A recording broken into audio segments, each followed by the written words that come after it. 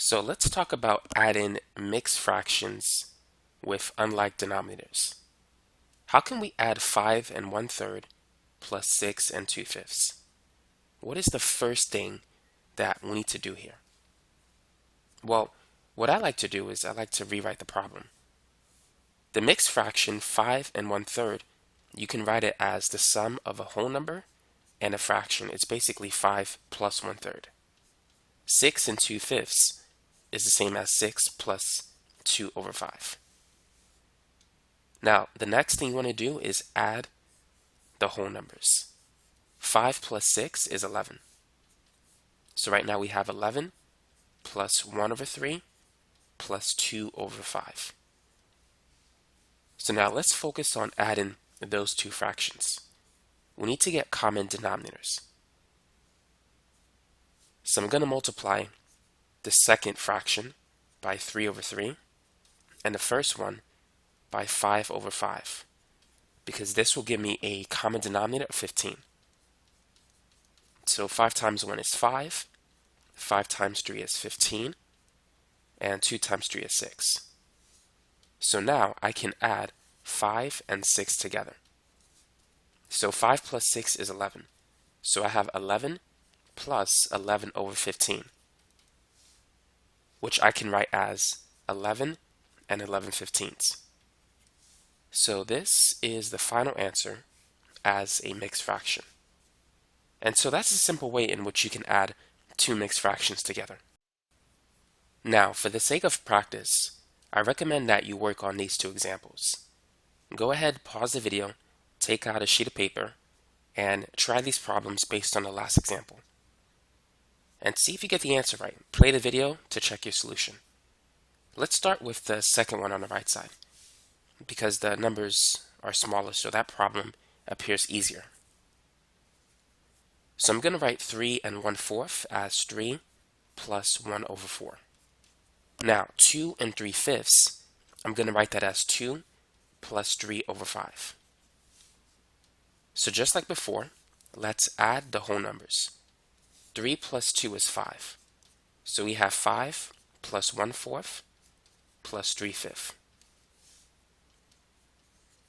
Now we need to get common denominators. So the common denominator of 4 and 5 is 20. So 1/4, I'm going to multiply that by this denominator, 5/5. And the other fraction, 3/5, I'm going to multiply it by the other denominator, 4. But it's going to be 4/4. Whatever you do to the top of a fraction, you must also do to the bottom of a fraction. So if you multiply the top of the fraction by 4, you must also multiply the bottom of the fraction by 4. The reason for this is so that the value of the fraction remains the same. So 1 times 5 is 5, 4 times 5 is 20, and 3 times 4 is 12. So now let's add 5 and 12 together. 5 plus 12 is 17. So now we have a mixed number plus a fraction, which we can write that as a mixed fraction. So this is going to be 5 and 17/20. So that is the final answer for the example problem on the right side. Now let's work on the example problem on the left side. So let's begin by converting the mixed numbers into whole numbers and fractions. So we have 8 plus 3/4, and then plus 7 plus 5/9. Now let's follow the same process. Let's add the whole numbers. 8 plus 7 is 15. Now, let's get common denominators. The common denominator between 4 and 9, you could just multiply them, will be 36. So I'm going to multiply this fraction by 9/9 and this one by 4/4.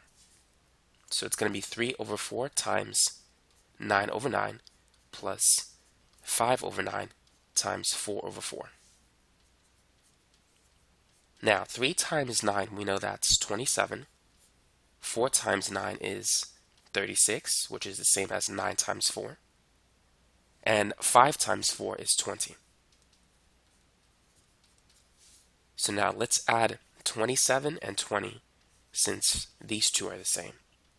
27 plus 20, that's going to be 47. Now, let's talk about what we need to do here. Perhaps it's wise to discuss what we do not want to do. So we don't want to write this as a mixed fraction at this point because this is an improper fraction. 47 is greater than 36. The value of the numerator exceeds the value of the denominator. So we need to adjust this fraction first. Here's what you want to do. Focus on the denominator, 36. We're going to write one fraction, which is 36 over 36.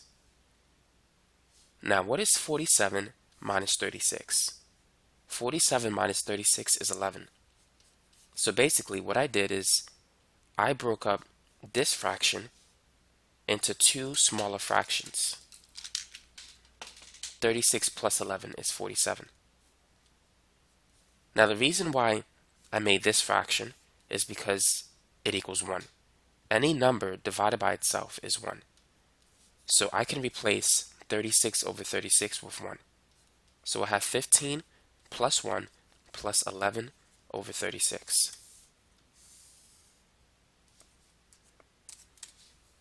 So now what we can do at this point is we can add the two whole numbers. 15 plus 1 is 16. And now we can write our final answer as a mixed fraction or a mixed number. So it's going to be 16, 11, and 36. And so now you know how to add two mixed fractions with unlike denominators. Now what about adding three mixed fractions, all of which contain different denominators? Go ahead and try this problem. Now the process is going to be very similar. Let's separate the mixed numbers, the whole numbers and the fractions.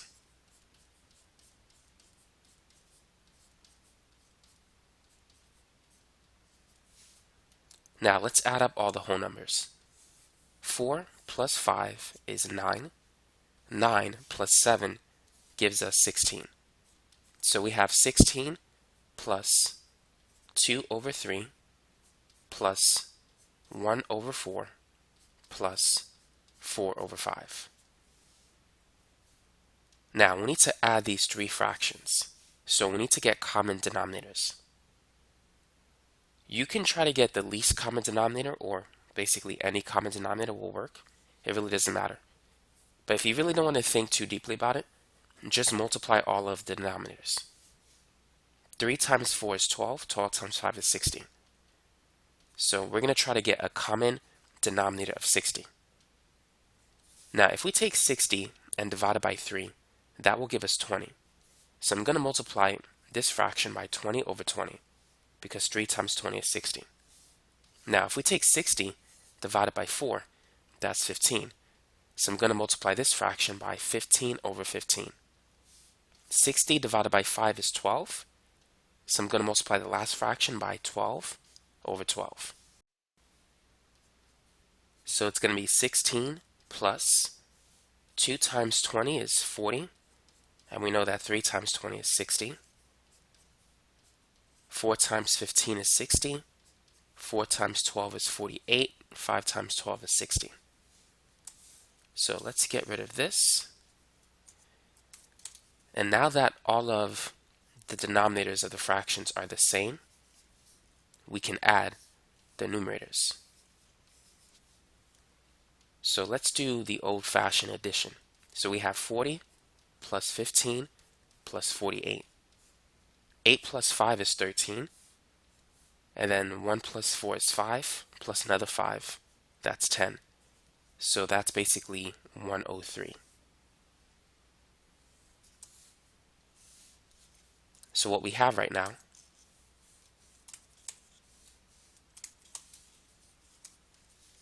is 16 plus 103 over 60. Now notice that we have, once again, an improper fraction. So let's fix that. Let's break down 103 into two numbers. The first one is going to be 60. And then 103 minus 60 is 43. So as you can see, these two fractions add up to this one. Now, 60 divided by 60 is 1. And so we could add these two numbers, 16 plus 1. That's going to give us 17. And so we can write our final answer as 17 and 43 over 60. So this is it.